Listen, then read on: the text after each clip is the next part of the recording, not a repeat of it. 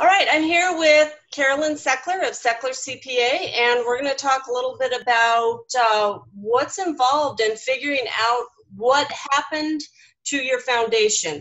Here's what happened, Carolyn. I was contacted by some people who'd set up a foundation to honor their high school football coach in 2009. And the people who are engaged in the original founding and organizing it set it up. It seemed to be running. They were accepting money. They got a 501c3 designation from the IRS. And then 7 years go by and nobody actually knows if the foundation is still active. They aren't on the documents to get, updates and notices. They don't even know where to begin to figure out whether or not it's still a viable foundation. What do they do? Well, the first thing they have to find out they found this out somehow. So something happened. Somebody tried to look them up on GuideStar and they found out that they don't have status anymore, or the IRS maybe sent somehow a notice got to them, because usually if it's truly that the corporation has lost its status, exempt status with the federal government, notices have been going out for a few years to remind the agency to file returns. And they probably just have a founder's address, somebody from the past, or have keyed it in incorrectly, just never had it right. And so what happens is after 3 years of non-filing, the organization's status is revoked. They have 15 months to cure that retroactively. So assuming they did get that notice and they found out they lost the status, or they were perusing GuideStar and they saw that they have lost their status. There's red letters across the top of their entity saying your status has been lost.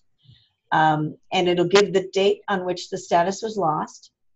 And as long as you still got that 15-month range, then you can file an application to reinstate, but you have to do an application again. If you're under $50,000 in revenues annually, you can file a 1023-EZ. If you're over, you have to file a full 1023.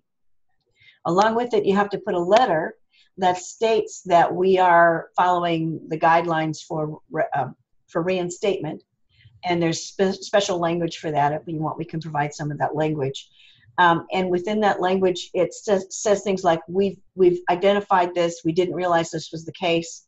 We're all run by volunteers. So you're mitigating factors. We're run by volunteers. As soon as we became aware of it, we engaged someone who knew more about this, and we put systems in place so that this won't occur again. When the IRS receives that, then they review the application, and shortly thereafter they approve it, retroactive to the date they lost their status. So from that point forward, they're back in good shape. If they've missed that 15-month window and they're trying to reinstate, they have a couple of choices. They can dissolve it properly and start over again, or they can reinstate, but it'll be reinstated from the date they filed the application forward. That window from the time they lost their status to the time they're reinstated, any contributions received during that period are not deductible. Okay. So it's incumbent on them to let those people know that the status was lost and couldn't be recovered for that period. You'd hope that doesn't happen. You also need, in our state, you need to check with the Arizona Corporation Commission too to make sure that that's staying current. So there's a good chance that if they weren't aware that they had lost their status with the IRS, they probably weren't aware that they probably also lost their status with Arizona. If they're not, those are the two things in our state, those are the two things that you need to file every year. So if they're not filing those documents, assuming they're an Arizona corporation, then they've got a problem. If they look on GuideStar to see what their current status is, it'll show the address that they're using right now, or they can go to irs.gov, select check, and they can look themselves up there under their identification number or under the name of the organization. Okay, so select check, which is the IRS's listing of all 501c3 organizations. So this doesn't cover 501c6s or 4s, it's just C3s. Okay. They can look themselves up there. they'll show up on the, revoked status if that's who they are, and it'll show, I'm not sure if Select Check shows the address, but for sure GuideStar does. Okay. So you can look at GuideStar to see the address. All right, so there's 2 places to triangulate, and in the state of Arizona, Arizona Corporation Commission is going to give you some information as well about, well, who's on the articles and who is the statutory agent, and you can go in and when the statutory agent is no longer involved in the organization and their email address, everything, who has the authority to change that information with the state? Well, the bylaws probably would say that the secretary does. Okay. I suspect it's president or secretary. And there are agencies that can just act as consistent statutory agents, or a person can be the statutory agent. But you want to try to find somebody who can be consistently serve in that capacity, hopefully for several years. Okay. Now they can also call IRS.gov. I mean, they can call IRS, and the number for nonprofit organizations calling IRS is 877-829-5500. So it's a different number than you'd call for your personal tax return. When you call that number, if you're an officer of the organization, you can talk to an agent and say, can you tell me what's going on, what address you're showing currently, things like that. Okay. All right. So when it comes down to it, once an organization, or at least the volunteers who are still engaged, come to realize that we are actually not an entity at this point, where we've either been dissolved or revoked, or we can't accept charitable donations at this point. They can look through the process to decide if we're going to be within that window and Right. send the letter and the request for reinstatement, or they're outside of that window, and then they're going to have to reinstate to the date that they're reinstating, or just start over. But they need to dissolve the organization officially and then start over. Is that correct? If they're going to create a new entity, they need to dissolve it. Okay. If they're going to keep all the name and they really just want to keep everything the same, but they're just going to have to probably, if it's too late, reinstate from the date that they are now approved for reinstatement. Yeah, I mean, you're not going to lose anything. You're going to be in the same spot as if you created a new entity. Okay. So, and the filing date that you submit the application is the date when the clock starts running on the new entity. Okay. So it's like when you start a new organization, brand new, when I submit the application, that's the date that I am in pending status. And so while I'm in pending status, I can collect contributions again. And because it would be reasonable to assume that if you'd gotten approval before, that you'll get it again. Okay. All right. All right. So this is what to do when an organization's discovered that something went haywire and we need to fix this. How does an organization avoid ever getting into that? And I'm really talking small organizations that are formed by a group of people who have a belief in a small cause and all volunteers. They really don't work in this world. What do you tell them? That a corporation who's exempt from tax and has responsibilities, and it's a job like any other entity, just like my business and your business. It has filing requirements, and if this isn't going to work for you, then probably it's smarter to consider winding it down and running under somebody else's wing as a fiscal sponsee. Okay. If an organization did want to find a fiscal sponsor, how would they go about doing that instead of doing all the incorporation stuff? What would that look like? Well, what's interesting is that that's another option when they lose that status and they're not in that 15-month window, is to immediately find a fiscal sponsor that they can slide under during that period they're getting reinstated. So they would identify an organization for whom their mission is a good complement. That's one way. There are actually fiscal sponsors who are simply in the business of being fiscal sponsors. Tides.org, Fractured Atlas, Third Sector. There's several entities. If you were to Google fiscal sponsor, they would pop up as entities whose whole business is acting as a fiscal sponsor. And that means basically saying you come under me as a program. And you operate under my articles, my bylaws, all of my rules, my bank account, my identification number. And the day that we accept you as a sponsee under a Model C, there's 5 models of them, but the primary one that's used, when you are accepted under our arrangement, you can begin to request contributions from people. And you just identify my organization doing business as your entity, if that's what you want to do. But my organization is the recipient of the funds. The funds are segregated into an account that's addressed as yours, and there's usually a percentage that goes to the host, something between 5 and 15%, depending on what they want to negotiate. So it's not uncommon. We've seen some that don't ask for anything, but they really are taking a burden on by bringing you in and managing all your administrative responsibilities and making sure that you don't challenge their status by the way that you're acting. Okay. And you could also look and see if that's ultimately a better place for the organization. Does it really need an entity of its own? If administrative responsibilities are a challenge for the operation, would you be better off leveraging with another organization and paying them 5 or 10% so that they take care of all the compliance, all the governance, all the leadership stuff, and all you have to do is focus on your programs and perhaps the fundraising directly needed for your programs.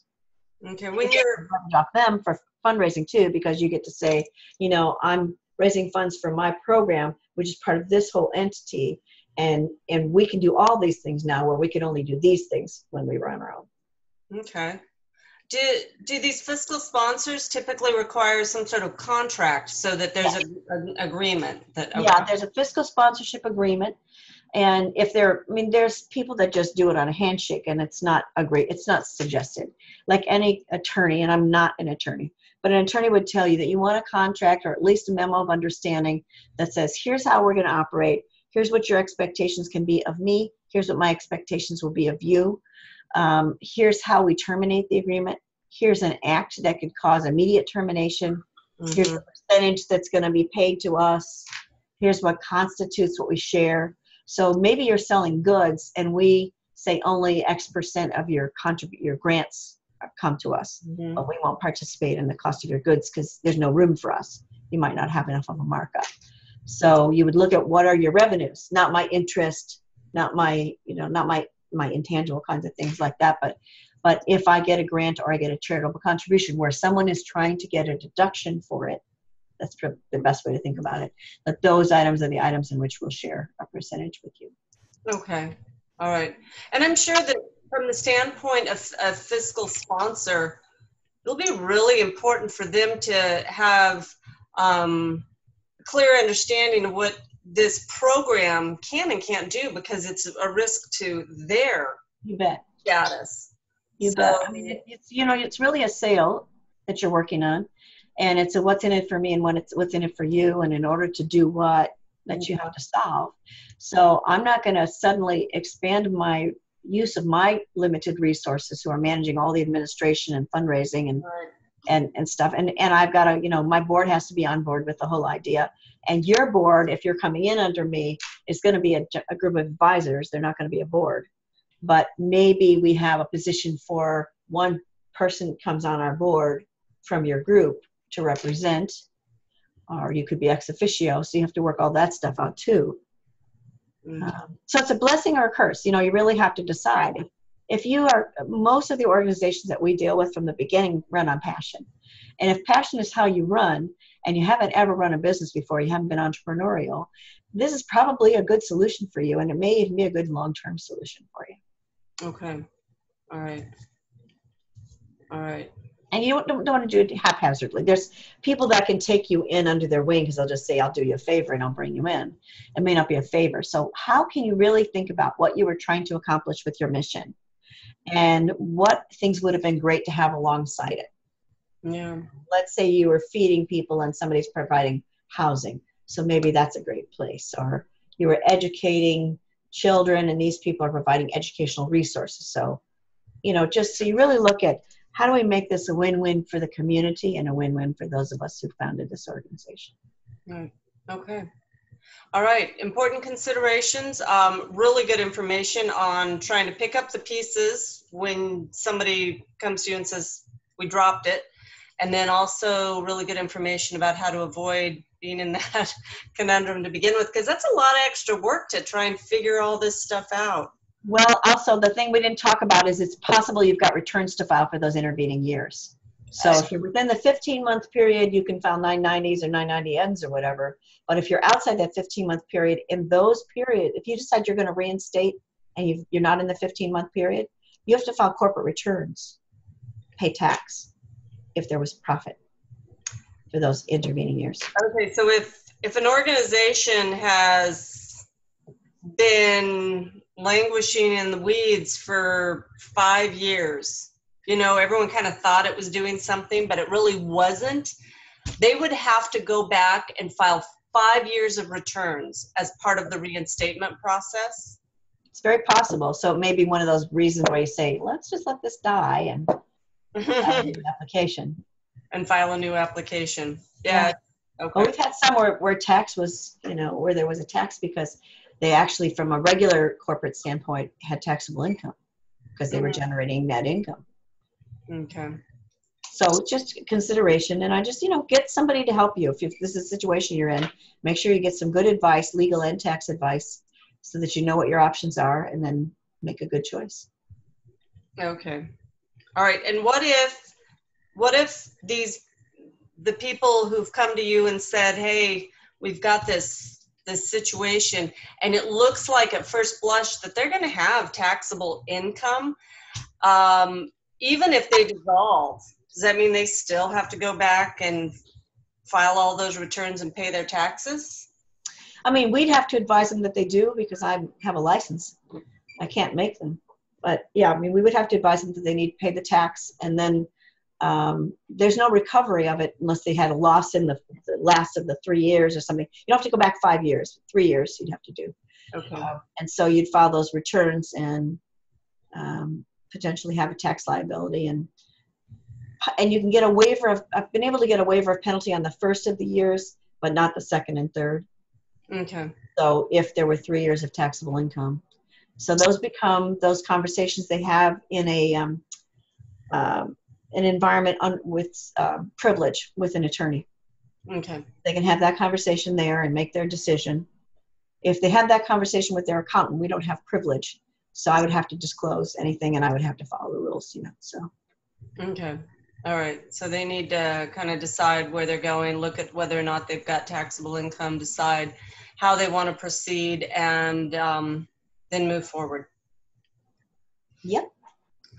All right. And if somebody wanted to hire Sechler CPA to help manage this process, is that something that you would say, well, first you need to go get your ducks in order over here? Or We get the facts first. So if somebody called me up, we'd go through and I'd go to GuideStar and irs.gov and see what happened. If they got any documents, I'd review their documents with them and give them the basic lay of the land. You're within 15 months, you're not. Sometimes we've had somebody come at 14 months and we've been able to get it rushed out of here and go. And now that the 1023 EZ exists, if you're a small organization, we submit that application and within a week to 10 days, you're back in business again. So, okay. So it's not as painful as it used to be, but I just say that as soon as you become aware of the situation, get a hold of somebody right away. It is something, at least once a month, I do a reinstatement for somebody. So that's uncommon. And by the same token, we can help people find a fiscal sponsor if that's something that seems like it might work for them. Okay. All right. Awesome information. Thank you so much, Carolyn. And this will no doubt serve a lot of people. So thank you. All right. Bye.